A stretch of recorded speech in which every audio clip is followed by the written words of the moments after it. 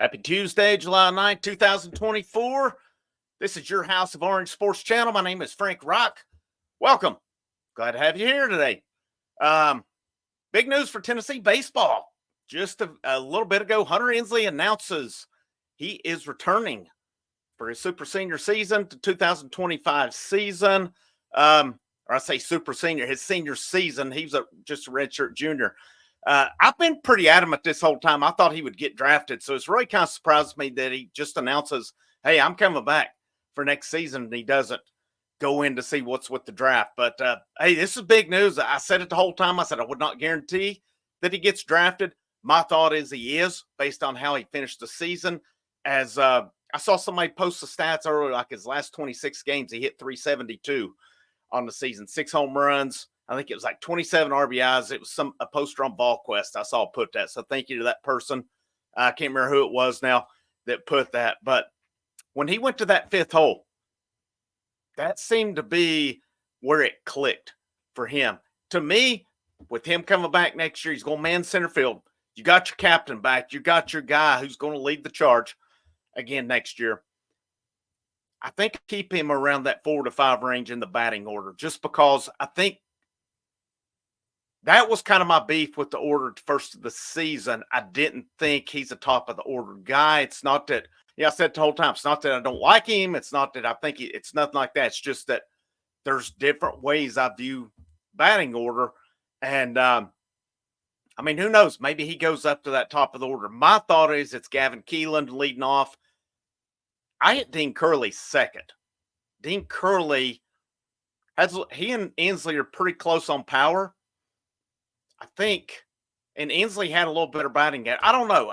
What I saw out of Curley in Omaha, the way he was able to come up with hits, kind of push the ball around. You got to think he takes that jump in year 2 as well.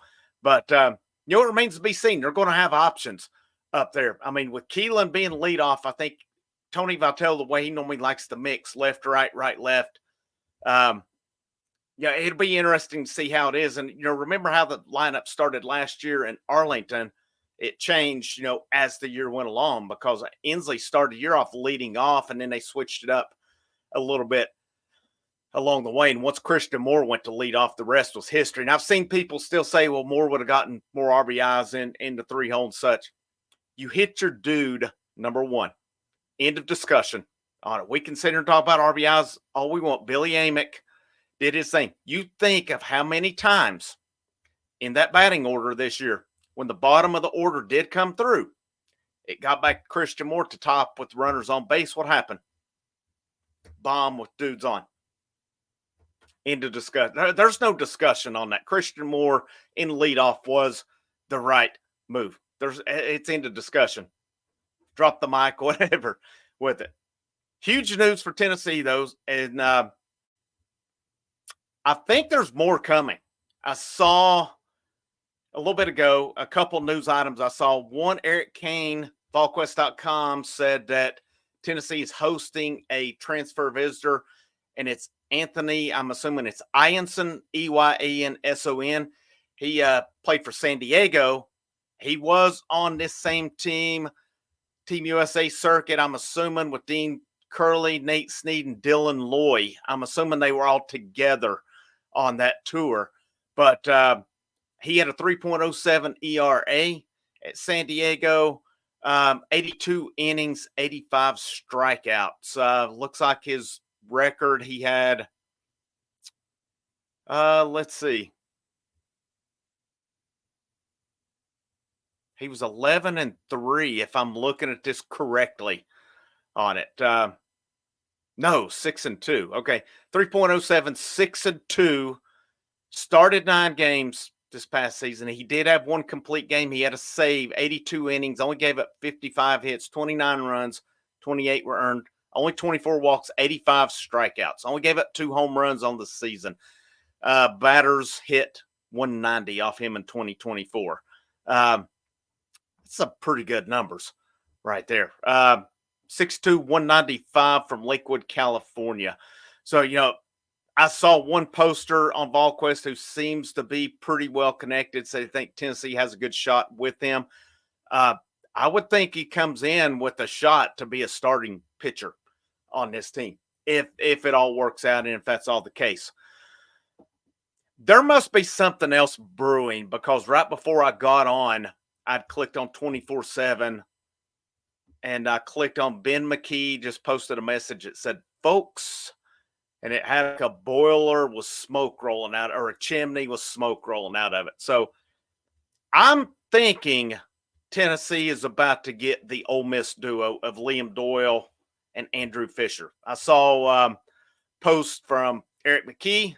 I think McKee may have posted it as well. I can't remember on that one. It said the visit went very well. It went about as well as it could go for Tennessee. I don't know what the time frame is on them announcing, but it seems to me like Ensley's return may be the start of a big news day for Tennessee. So what I'm looking at moving forward is I really think the commitment yesterday of Eric Radachak from Niagara, I don't think he makes it to campus. I was reading the article about it, and he's a realist. I mean, we just saw this same scenario with Dalton Connect. Radachak is 23 years old. And again, I hope I'm saying the name right. I'm pretty sure that's how I heard Tom Hart saying it on the YouTube video. I found they were playing Nebraska. But 23 years old. He talked about that when he's talked to these draft guys. They're talking about he's an older dude. All you're doing, and he talks about he wants to play in the majors. All you're doing at that point, if you put it off another year, you're 24 years old. You're going to get put off again. So if he does get drafted, now, if he doesn't get drafted this year, it's a moot point. He'll be in Knoxville next year. If he gets drafted, I don't think we see him on campus. I'm going to put it at, I know he's not listed according to perfectgame.com, and I think I saw Baseball America also didn't have him top 500. But I'm going to put the percentage under 50% that he makes it to campus. Somebody on the live show last night said 60-40. I would go 40-60 at best. I would probably even go 30-70.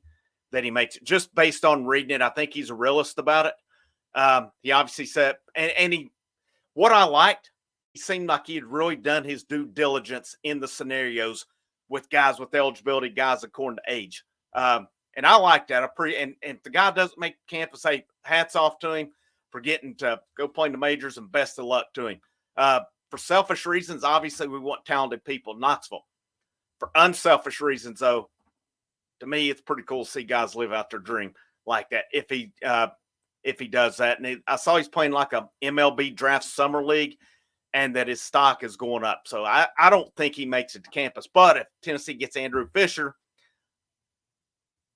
Gavin Keelan, Dean Curley, that's 3/4 of your infield, possibly 3/4 of it. I think Dalton Bargo factors in, possibly at first base. I've seen Blake Grimmer, redshirt freshman, on Ariel Antigua is going to factor in as well. It's going to be a battle in the fall. I am really curious to see how it plays out with those guys. We know Ensley in center. Reese Chapman's going to be one of the other outfielders. Reese Chapman's a good ball player. It's just putting the consistency together. It'll be curious to see where that other outfield spot goes. There'll be guys returning. Colby Backus. Could a young guy like a Cole Eaton come in?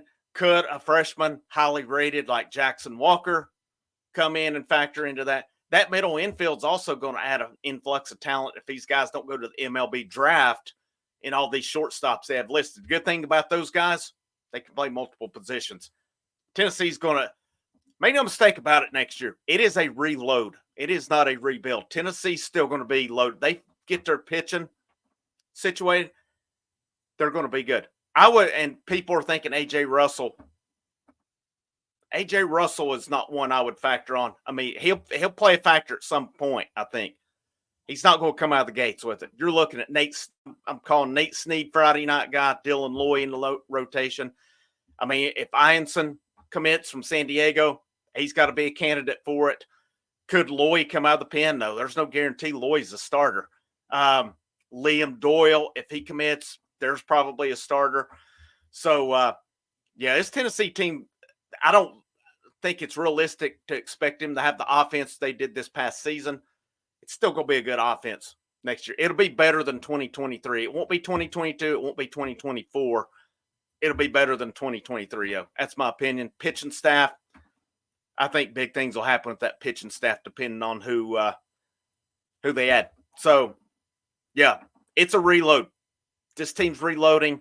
Well, I'm gonna keep my eye on it to see if there isn't more news coming later today. I think it is definitely a possibility. Having a little trouble with my words there, but keep an eye on everything. I guess this news is kind of throwing off plans. I was going to do something with the draft today. I'm glad I didn't already do it and have to re-record it, but definitely going to come back and do that at some point here in the next couple of days. With this, the draft is next. It's Sunday, as a matter of fact, so probably Thursday. I don't know if I'll get much content done tomorrow, but any more baseball news this evening, I'll be on here bringing it to you as well. Have a great day. Frank Rock, House of Orange Sports Channel. If you like the content, make sure you hit that like button. The biggest thing for me is to share it out.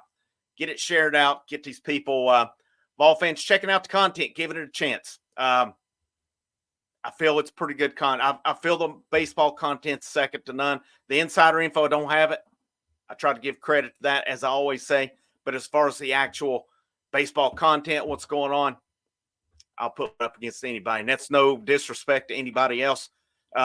Maybe just boasting a little bit on my own content, as I feel I'm doing pretty good with especially the baseball stuff. But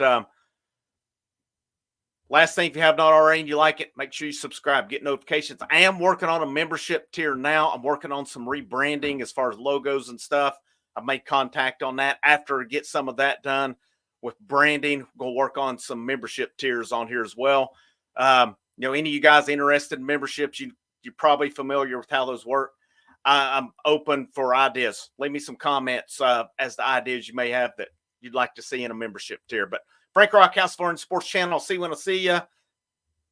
And go Vols.